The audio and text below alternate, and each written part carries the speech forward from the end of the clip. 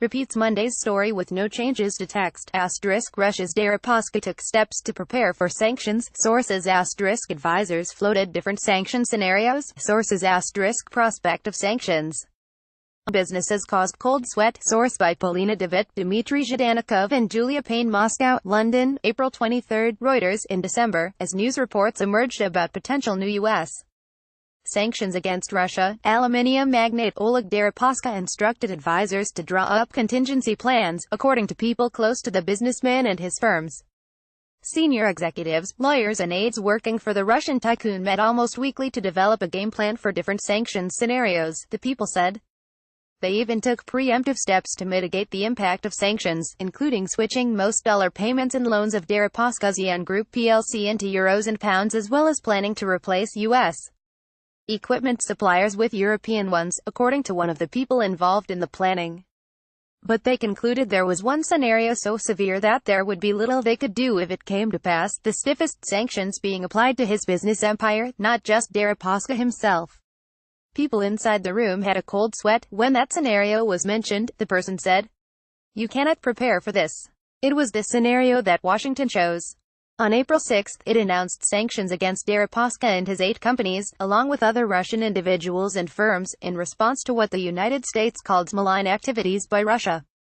By adding Deripaska's businesses to its specially designated nationals blacklist, the first time Washington had done so with a publicly listed Russian company, the U.S. effectively choked off their access to the international financial system. The move sent reverberations around the world. Deripaska's business empire, which includes United Company Rusal plc, the world's second-largest aluminium producer by volume of production, has a global footprint and counts major international companies as customers. The extent of the impact shows the power the United States exerts over the global financial system through the dollar clearing process. Rusal, the largest part of Deripaska's empire, has seen customers stop buying its aluminium and creditors scramble to offload debt.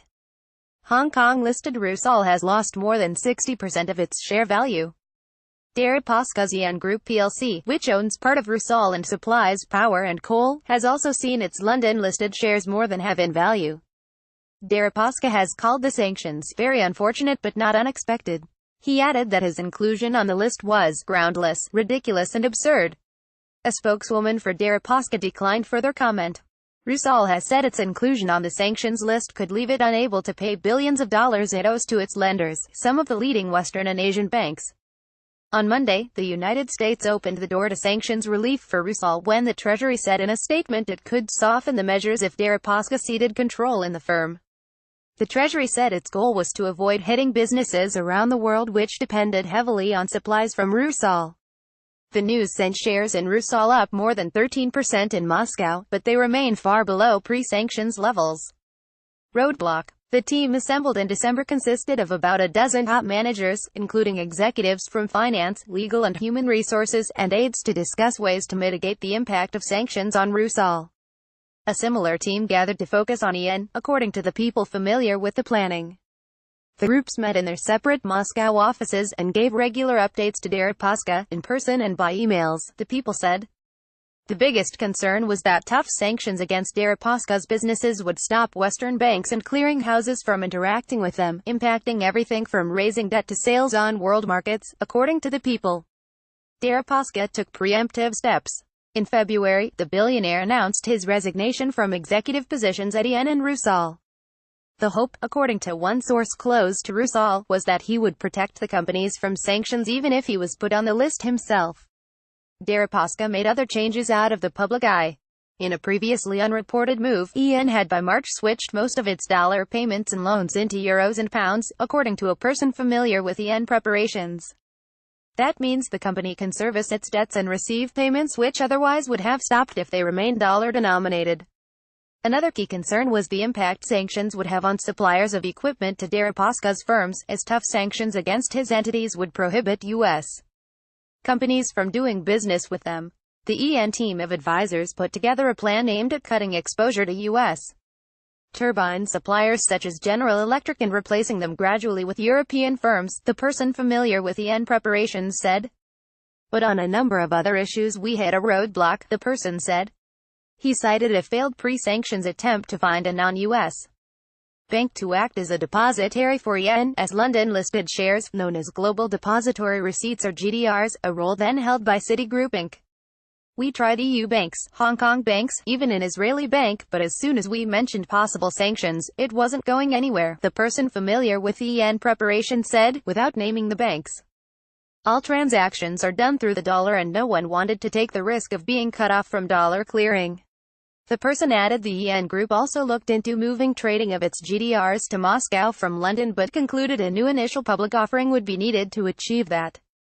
We simply didn't have that time, the person said. When the sanctions were announced in April, Citigroup, the custodian for GDRs at yen, suspended all transactions.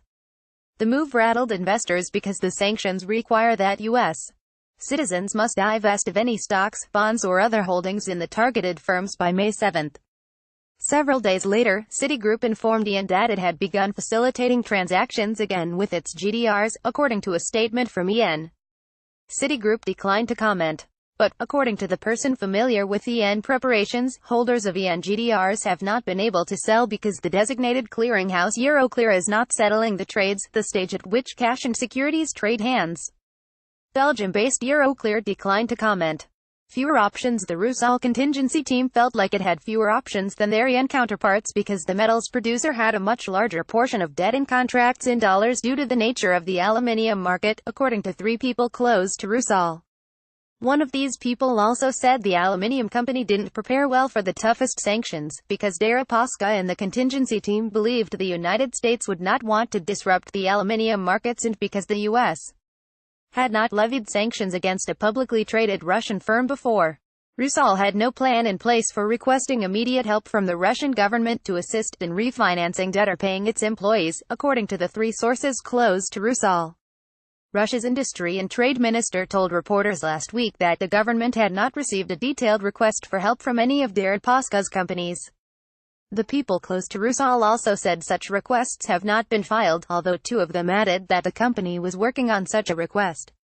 A Kremlin spokesman said on Thursday that a temporary nationalization of Rusal was among options the Kremlin was studying to help the company navigate sanctions. Russia's prime minister has described the sanctions as an attempt by the United States to capture new markets for its companies and directed the Russian government to study measures to support firms under fresh sanctions. Reporting by Dmitry Zhdanikov, Polina David, Nastya Lyarchikova and Julia Payne. Writing by Dmitry Zhdanikov. Editing by Castle, Brian Lowe. Our Standards. The Thomson Reuters Trust Principles.